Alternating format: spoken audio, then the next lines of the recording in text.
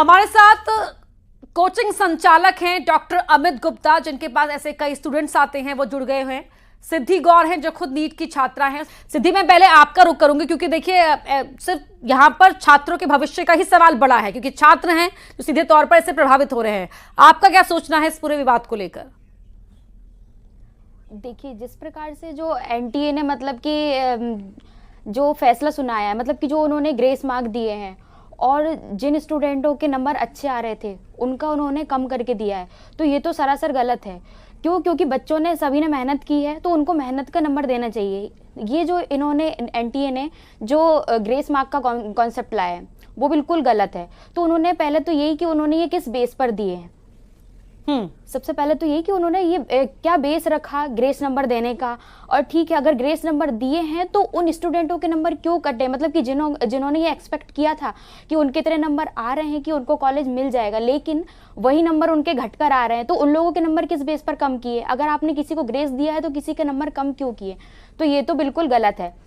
तो मैं भी नीट एस्पायरेंट हूँ, तो मैं खुद आप नीट के प्रिपेयर कर रही हैं, मैं क्या करूँ जी। तो मैं खुद कंफ्यूज में हूँ कि मैं क्या करूँ। अभी मैं तैयारी करूँ कि मैं इनका एनटीए के फैसले पर रहूँ, क्योंकि जितने मतलब कि अगर देखें तो बहुत से स्टूडेंट ऐसे हैं जिनके नंबर बहुत ही ज़्यादा कम आ रहे हैं, तो उन्होंने जितने एक्सपेक्ट किए थे उससे बहुत नंबर कम आ रहे हैं। तो ये तो एनटीए की गलती है और एनटीए को ये स्वीकार करना पड़ेगा और उनको इसके मतलब कि हम लोगों को उनको जवाब देना पड़ेगा। तो जो नीट एस्पिरेंट्स हैं उनके लिए भी एक भ्रम वाली स्थिति बन गई है यहाँ पर कि वो अभी आगे किस तरह से अपनी पढ़ाई को कंटिन्यू करें। ठीक है डॉक्टर गुप्ता, मैं आपसे समझना चाहूंगी जो ग्रेस मार्क्स वाला सिस्टम है वो उसको लेकर एनटीए ने क्या कहा है, और ये ग्रेस मार्किंग क्या इसी बार हुई है, इससे पहले भी होती रही है, क्या है ये? देखिए, मैं लगभग 13 साल से बच्चों को पढ़ा रहा हूँ, लेकिन आज तक मैंने कभी भी नीट में ग्रेस मार्क्स नहीं सुने। सेकंड थिंग, नीट में ग्रेस मार्क्स चलो अगर आपको देने भी थे तो कोई भी एग्जाम के जो भी रूल्स होते हैं उनको पहले से इन्फॉर्म किया जाता है।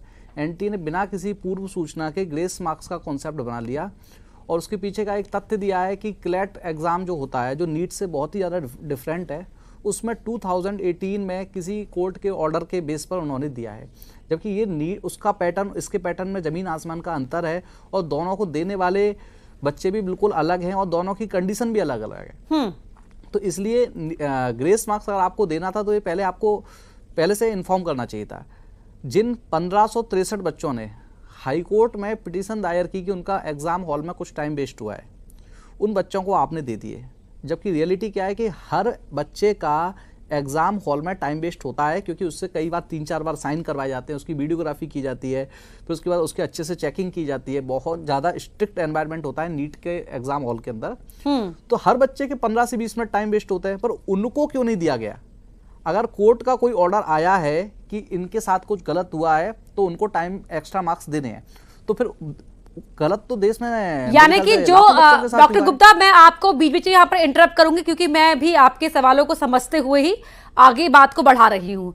यानी कि कोर्ट के ऑर्डर को बेस बनाते हुए 1500 कुछ बच्चों को यहाँ पर ग्रेस मार्क्स दिए गए। जो अदालत गए उन्हें ग्रेस मार्क्स दिए, जो अदालत नहीं गए उन्हें ग्रेस मार्क्स नहीं मिले, आप ये कह रहे हैं?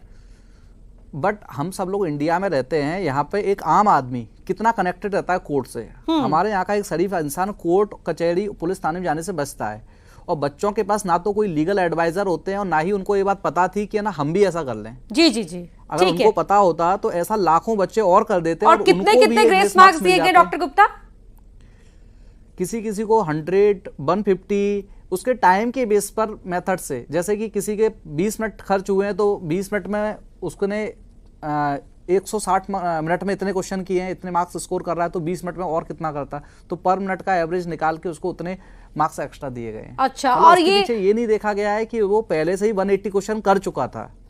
और जो जिन बच्चों को नहीं मिले, क्या वो जो ये कह रहे हैं कि हमारे हिस्से के काट कर उनको दिए गए, क्या ये सही है? देखिए, ऐसा तो मुझे नहीं लगता कि हिस्से के काट के दिए गए हैं, बट कई सारे बच्चों की OMR सीट गलत चेक होके आई है। मतलब यहाँ पे एक और मुद्दा है जो अभी हाईलाइटेड नहीं है, जो मैं आपके न्यूज़ चैनल के माध्यम से बताना चाहता हूँ। मेरे पास कई सारे ऐसे स्टूडेंट्स मेरे से टकराए हैं जिनके मार्क्स उन्होंने जब मैच किए थे तो सपोज उनके 550 मार्क्स हो रहे थे, बट उन्होंने जब उन्हीं मार्क्स को रिजल्ट में देखा तो 450 आ रहे हैं या 470 आ रहे हैं, मतलब किसी बच्चे के 70 मार्क्स कम आए हैं, किसी के 90 मार्क्स कम आए हैं, कई सारे ऐसे बच्चे, सारे बच्चे नहीं बोलूंगा मैं। हाँ। और जब उन्होंने एनटीए द्वारा जारी ओएमआर सीट और एनटीए द्वारा जारी आंसर की से मैच किया है, तब भी उनके मार्क्स 550 हो रहे हैं, बट फिर भी उनके 70 मार्क्स कम आए हैं।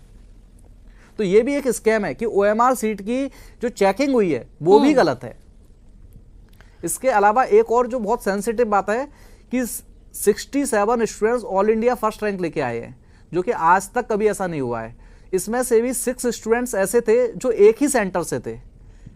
इंडिया में अप्रोक्सीमेटली 4,500 एग्जाम सेंटर थे, 4,500 एग्जाम सेंटर में से सिर्फ एक सेंटर से 6 टॉपर कैसे आ सकते हैं? और उन 6 टॉपर जो आए हैं, उन 6 टॉपर के रोल नंबर जो है, एग्जाम एप्लीकेशन फॉर्म नंबर, वो भी सिमिलर है।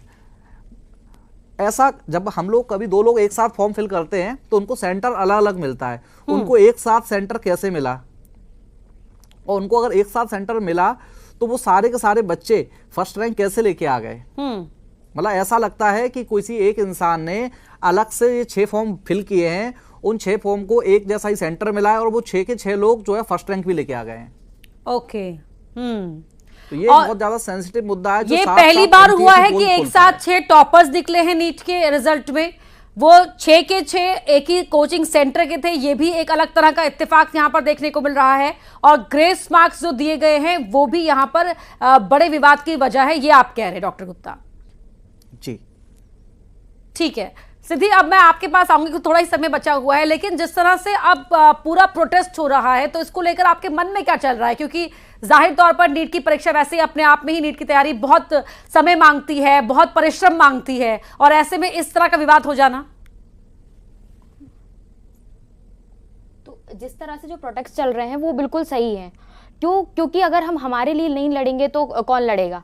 और बात इस साल के बच्चों की नहीं है। अगर हमने अभी आवाज नहीं उठाई तो अगली साल जो बच्चे प्रिपरेशन कर रहे हैं, इसका असर उन पर भी आएगा। क्योंकि इस साल जो बच्चे मतलब कि जिस सिचुएशन से निकल रहे हैं, तो अगली बार वो जो दूसरे बच्चे हैं वो ये समस्या को फेस ना करें, इसलिए ये जो प्रोटेस्ट है, विवाद जैसे ही सामने आया है तो उसी समय ही समस्या के समाधान के लिए लड़ना सही रहेगा, बजाय कि हम इंतजार करें। बहुत धन्यवाद डॉक्टर अमित और सिद्धि, आपका दोनों का ही बहुत बहुत शुक्रिया।